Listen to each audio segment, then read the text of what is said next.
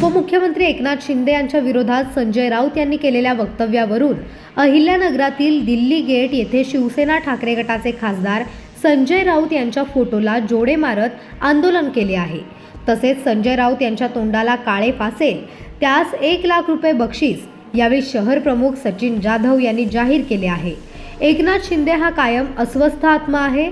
त्याने खरं म्हणजे महाकुंभ मेळ्यात जाऊन नागा साधू बरोबर जाऊन बसायला पाहिजे होतं। नागा साधूही फार अस्वस्थ असतो असे वक्तव्य संजय राऊत यांनी केले होते। या वक्तव्याचा निषेध करत अहिल्यानगर शहरात शिवसेनेच्या वतीने खासदार संजय राऊत यांच्या प्रतिमेस जोडे मारो आंदोलन करण्यात आले। शहरातील दिल्ली गेट येथे शिवसेना पदाधिकारी आणि कार्यकर्त्यांच्या वतीने आंदोलन करण्यात आले।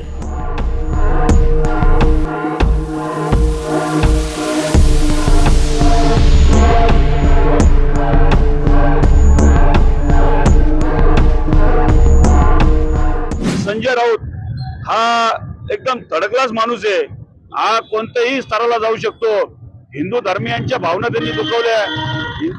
नागा साधू हे अस्वस्थ साधू आहेत आणि शिंदे साहेबांनी त्यांच्या शेजारी जाऊन बसावं असं घाणेरडं वक्तव्य ज्या माणूस करू शकतो तो हिंदू धर्मियांचं काय करणार। आपण पाहतोय की या संजय राऊत मुळेच की पूर्ण ठाकरे सेना उभाटा पूर्ण लयास गेलेली आहे।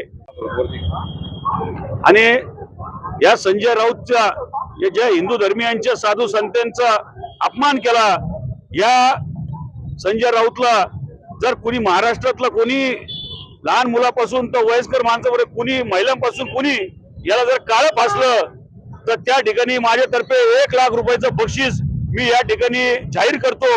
आणि नगर शहर काय कुठेही हा कोणत्याही कार्यक्रमात दिसला तर याला काळं फासल्याशिवाय शिवसैनिक शांत बसणार नाही, मी या ठिकाणी आज तुम्हाला सांगतो।